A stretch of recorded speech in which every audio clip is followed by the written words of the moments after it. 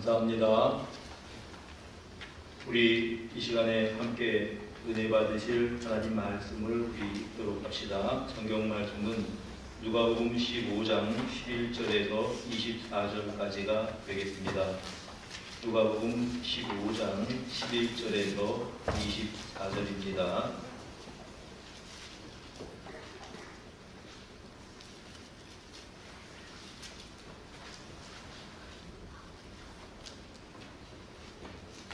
찾으셨으면 우리가 교독합시다. 또 이르시되 어떤 사람에게 두 아들이 있는데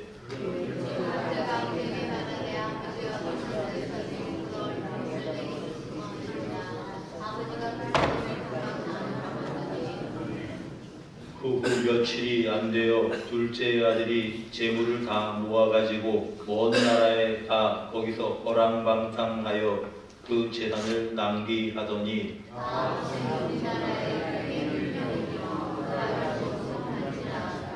가서 그 나라 백성 중 한 사람에게 붙여 사니 그가 그를 들로 보내어 돼지를 치게 하였는데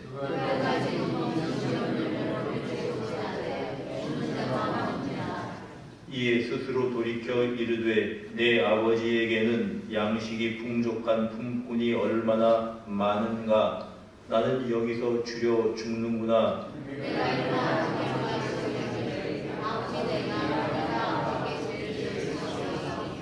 지금부터는 아버지의 아들이라 일컬음을 감당하지 못하겠나이다. 나를 품꾼의 하나로 보도더 하리라 하고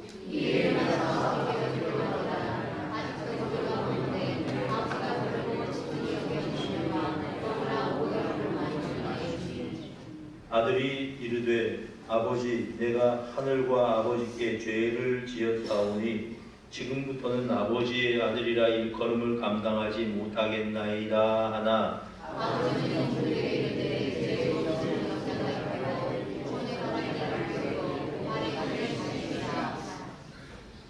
그리고 살진 송아지를 끌어다가 잡으라 우리가 먹고 즐기자. 이 내 아들은 죽었다가 다시 살아났으며 내가 잃었다가 다시 찾았노라 하니 그들이 즐거워하더라. 아멘. 오늘 오후 예배에 함께하신 여러분 모두에게 우리 하나님의 은혜가 함께 하시기를 축복합니다. 아멘. 오늘 본문을 우리는 흔히들 탕자의 비유, 그렇게 오늘은 아버지, 아들 그렇게 제목을 붙여보았는데 오늘은 그러한 본문입니다. 어떤 집에 두 아들이 있었습니다.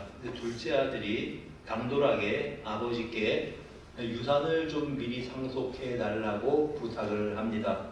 여러분 이 유대인들에게는 유산 상속의 법칙이 있습니다. 그게 뭐냐 하면 맏아들이 항상 다른 아들들의 2배의 상속을 이제 얻도록 되어 있습니다. 그러니까 아들이 둘이라고 한다면 아버지의 재산을 3등분해서 3분의 2는 형이 가지고 3분의 2는 동생이 가지게 되어 있습니다. 장자가 항상 두 몫을 갖게 되어 있습니다. 그러니까 이제 이 아들은 아버지가 돌아가시면 나누게 될 재산을 미리 나누어서 자기 몫인 3분의 1을 달라고 요청했던 겁니다. 근데 우리가 여기서 한번 생각을 해볼 게 있는데 여러분 흔히 유산은 부모님이 돌아가신 다음 아버지가 돌아가신 다음에 그 재산을 나누는 것이 일반적입니다.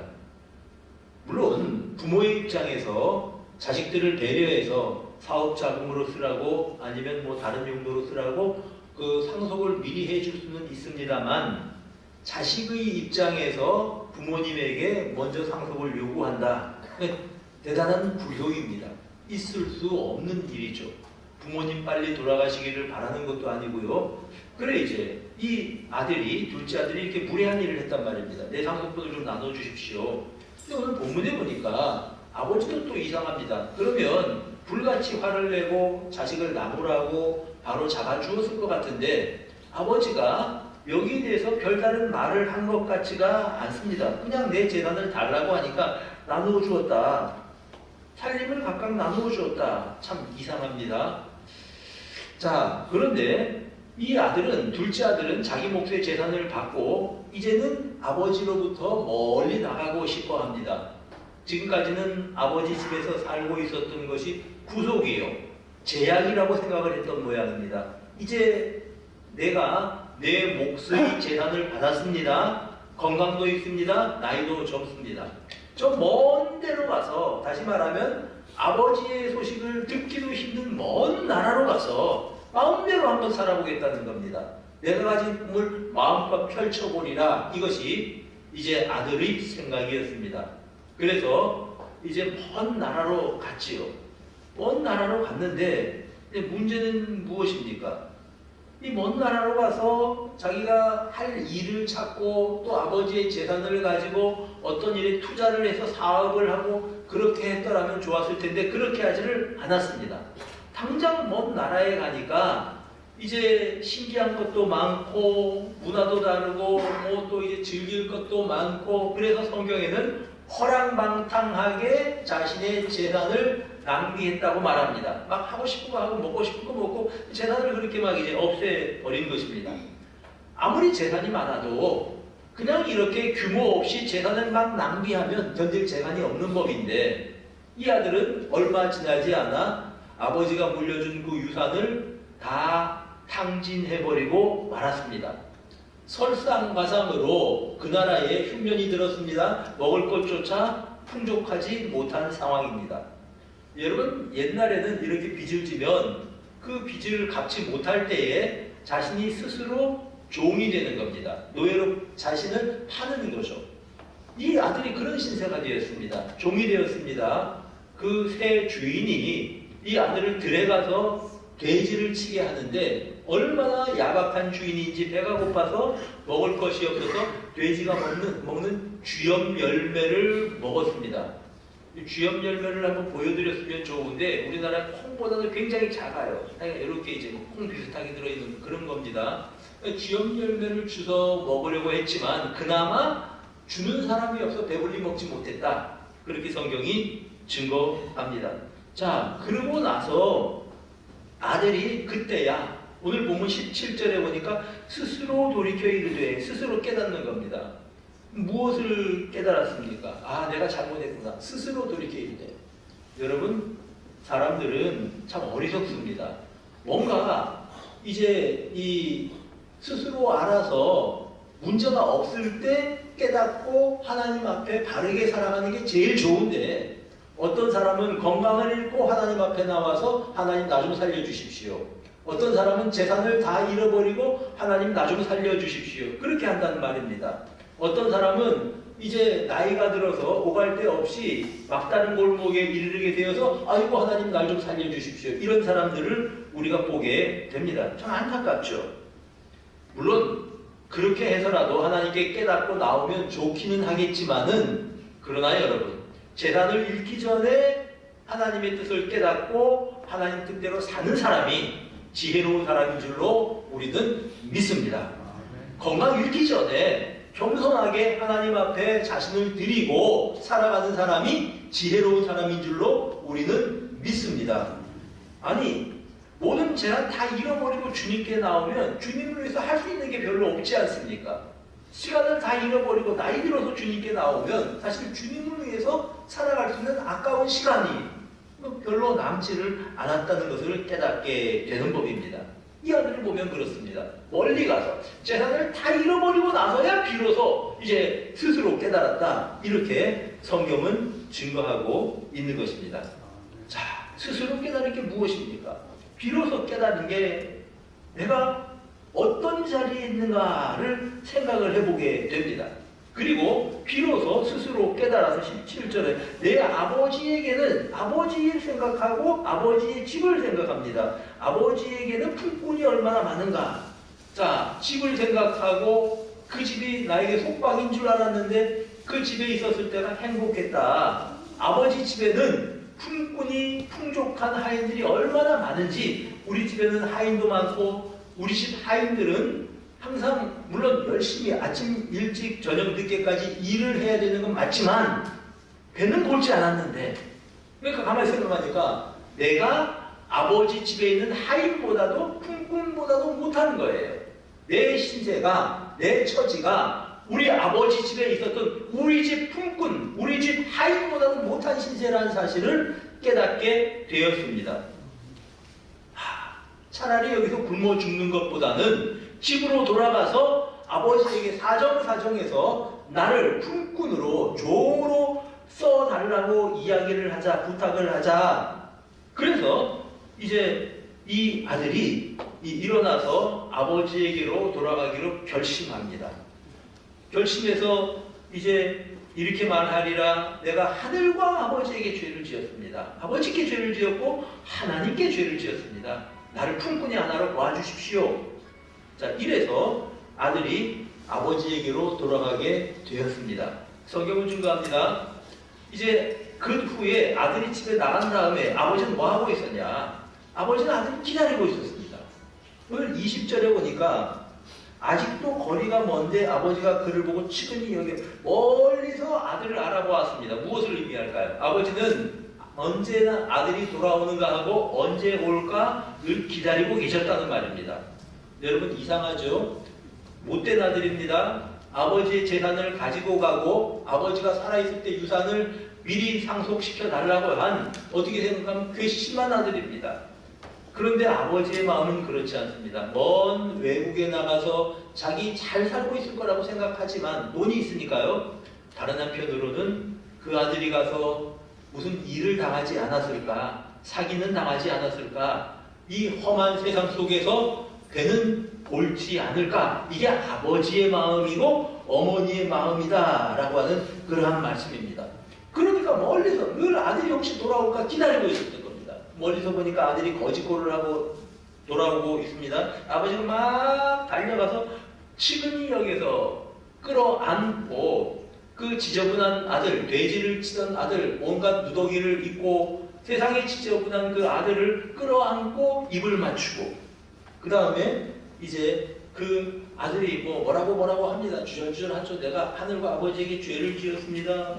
그리고 이제 이야기를 하는데 아버지는 거기에 대해서 그래 너 잘못했어 따지지 않습니다. 아버지는 따지지 않고 그냥 품에 안고 용서해 주시는 것을 우리가 보게 됩니다. 사랑하는 여러분, 아버지는요 아들이 오기 전에 미리 용서하셨습니다. 이미 용서하셨습니다. 하나님은 우리를 용서해 주시되 우리에게 조건을 달아서 용서해 주시는 분이 아니고 우리를 알고 계시기 때문에 먼저 용서해 주고 기다리고 계시는 분이십니다. 여러분, 우리가 이제 이 아담이 죄를 지었습니다. 근데 아담을 하나님께서 찾아오셔서 질문하십니다. 아담아 네가 어디 있느냐? 몰라서 물으신 거 아니에요. 아담이 정직하게 하나님 앞에 말씀을 드리면 용서해 주려고 마음 먹고 계셨을 것입니다. 여러분, 가인을 찾아오신 하나님, 가인에게 자기 동생을 때려 죽인 이 천하의 몹쓸 가인을 향하여서 우리 주님께서 질문하십니다. 네 아우가 어디 있냐? 몰라서 물으신 거 아닙니다. 내가 여차해차해서 내가 큰 죄를 지었습니다. 이 말을 듣고 싶으신 겁니다. 그래서 네 아우가 어디에 있느냐? 그런데 사람들은 끝끝내 하나님 앞에서 숨기려고 하고 감추려고 하고 도망가려고 하는 것이 우리 인간들이라고 하는 말입니다.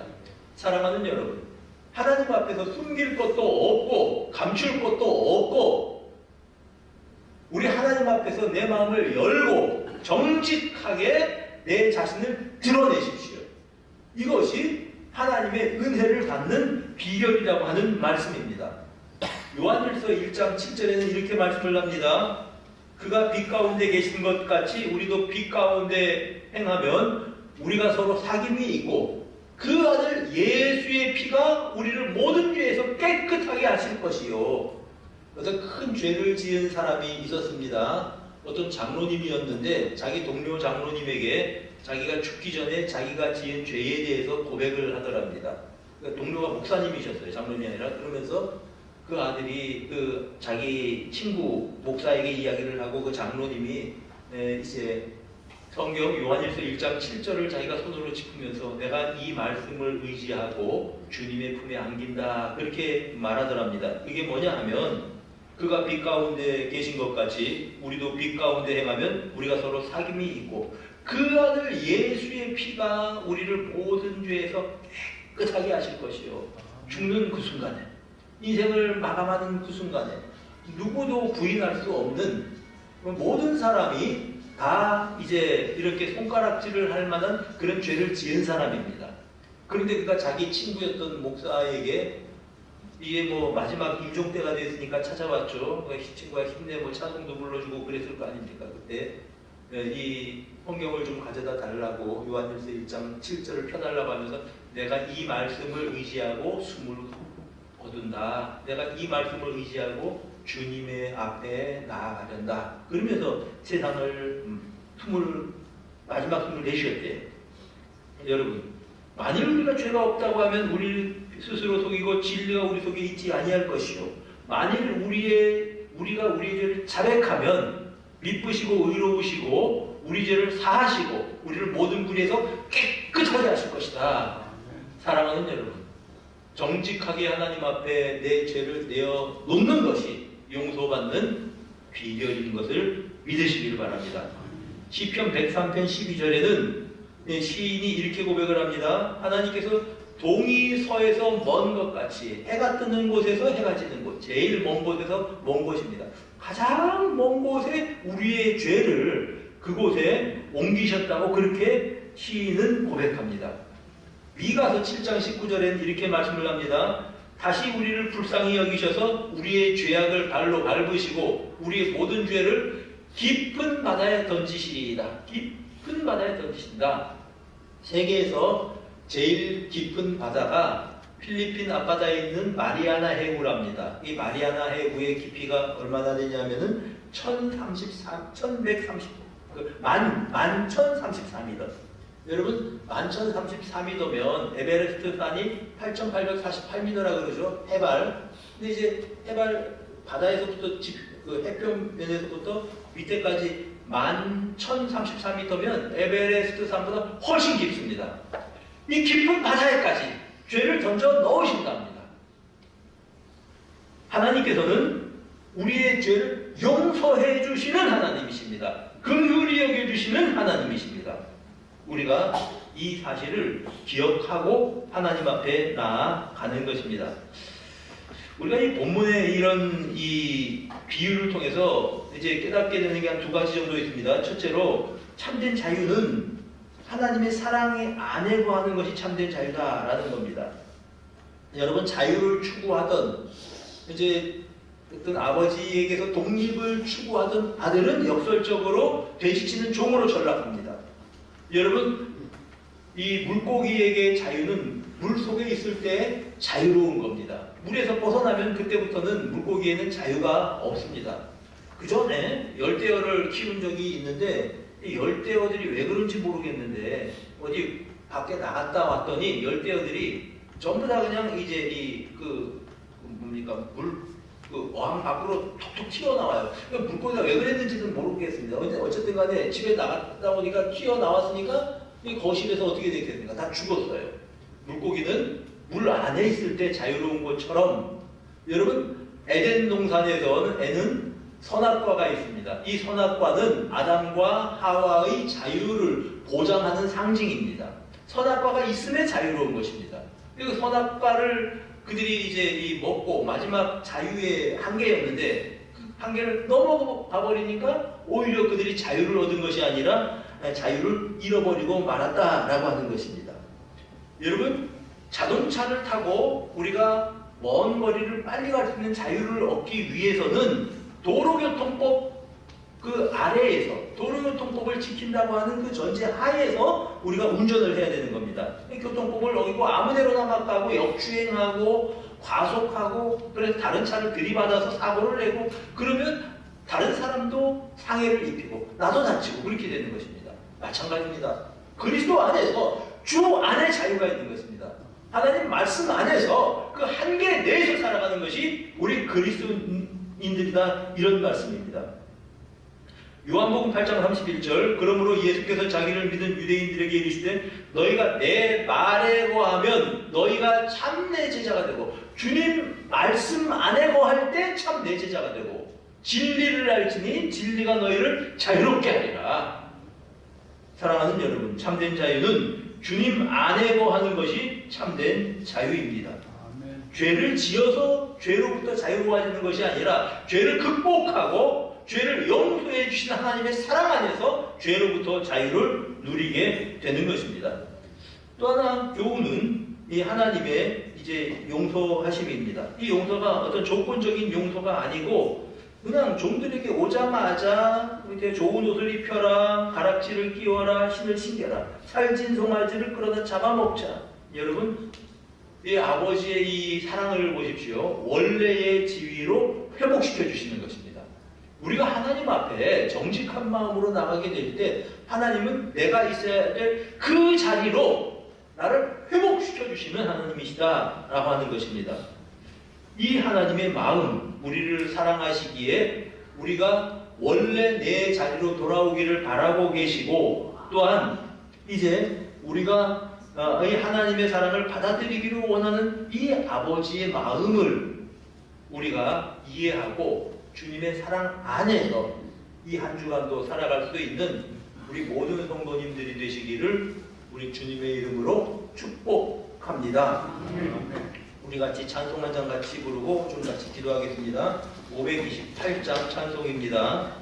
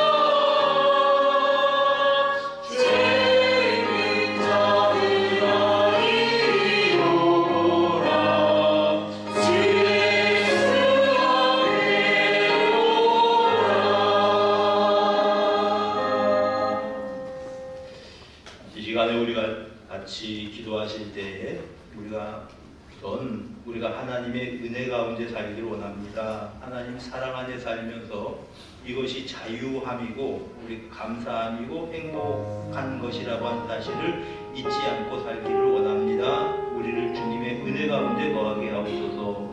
같이 기도하시겠고요. 또 한 가지 우리가 좀 같이 기도하고 싶은 것은 우리 나라를 위해서 좀 한번 기도를 해야 되겠다 생각이 듭니다.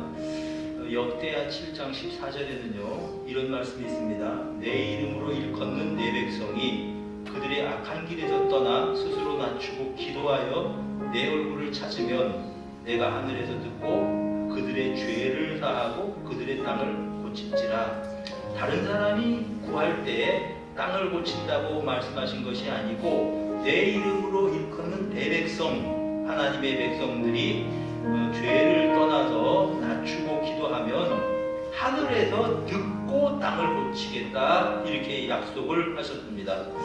정말 여러 가지 갑자기 상상도 못할 일이 중간에 이렇게 지난 주중에 벌어져서 이런 일들이 사실은 얼마나 이제 국가적으로 큰 충격이 주는 일인지 알 수 없습니다. 일단 이제 어떤 그 외국의 자본이 일단 들어오는 것이 다 이제 멈추게 될 것이고 이런 일들이 계속되면요 자본이 유출이 되고 주식시장 타격을 받고 그러면 이것저것이 다 그냥 영향을 받게 돼 있는 겁니다. 가볍게 한번 어떻게 그 계엄령을 내렸다가 뭐 포기돼 이런 게 아니에요. 그래서 굉장히 지금 큰 일이 벌어졌는데 이런 일들 때문에 이제 충격을 받은 이 나라가 하나님 은혜를 베풀어 주셔서 하늘에서 듣고 땅을 고쳐주시고 이런 후유증, 이런 혼란을 수습이 되게 하시고 또 이런 후유증으로부터 우리를 건져주셔서 우리 모든 국민들이 이제 나라에 걱정하지 않고